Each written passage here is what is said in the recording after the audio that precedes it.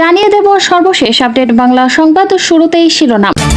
শোককে শক্তিতে রূপান্তরিত করে জাতি গঠন ও বাংলাদেশ পুনর্গঠনের কাজে তা ব্যবহার করা হবে বলে জানিয়েছেন বিএনপির স্থায়ী কমিটির সদস্য সালাউদ্দিন আহমেদ।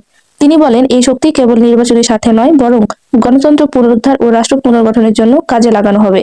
গত সোমবার বিকেলে কক্সবাজারের চকরিয়া উপজেলার সাহারবিল ইউনিয়নের রামপুর মিছবাহুল মাদ্রাসায় বিএনপি আয়োজিত সাবেক প্রধানমন্ত্রী ও দলীয় চেয়ারপারসন বেগম খালেদা জিয়ার আত্মার মাগফিরাত কামনায় খতমে কোরআন ও দোয়া মাহফিলে প্রধান অতিথির বক্তব্যে তিনি এসব কথা বলেন।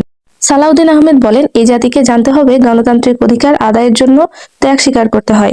এ জাতি কখনো কদর করতে করদ রাজ্য হওয়ার জন্য সৃষ্টি হয়নি। তিনি বলেন, শহীদ রাষ্ট্রপতি জিয়াউর রহমান স্বাধীনতার ঘোষণা দিয়েছিলেন, স্বাধীনতার জন্য যুদ্ধ করেছিলেন এবং লাখো শহীদের রক্তের বিনিময়ে বাংলাদেশ স্বাধীন হয়েছে। পরে যখন স্বাধীনতা ও গণতন্ত্র হুমকির মুখে পড়ে, তখন সিপাহী জনতার অভ্যুত্থানের মাধ্যমে তিনি আবারও দেশের স্বাধীনতা ও গণতন্ত্র রক্ষা করেন। আওয়ামী লীগ বাকশাল প্রতিষ্ঠার মাধ্যমে দেশে একদলীয় শাসন ব্যবস্থা কায়েম করেছিল। উল্লেখ করে বিএনপির এই নেতা বলেন, শহীদ জিয়াউর রহমান সেই বাকশাল বিলুপ্ত করে বহুদলীয় গণতন্ত্রের চর্চা শুরু করেন এবং জনগণের রাজনৈতিক অধিকার ফিরিয়ে দেন।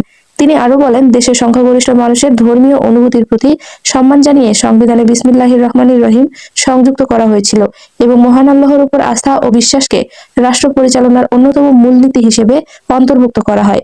তবে পরবর্তী সময়ে শেখ হাসিনা সরকার সংবিধান থেকে এই বিষয়টি বাতিল করে দেয় বলে অভিযোগ করেন তিনি। সালাউদ্দিন আহমেদ বলেন, দেশনেত্রী বেগম খালেদা জিয়া আজ শারীরিকভাবে আমাদের মাঝে না থাকলেও তিনি দেশের মানুষের হৃদয়ে চিরঞ্জীব হয়ে আছেন। তিনি বলেন, তার ইন্তেকালের পর দেশের আপামর জনগণ সহ সারা বিশ্বের গণতন্ত্রকামী মানুষের হৃদয়ে তিনি স্থান করে নিয়েছেন। নির্যাতিত ও নিপীড়িত মানুষের দোয়া তিনি পেয়েছেন।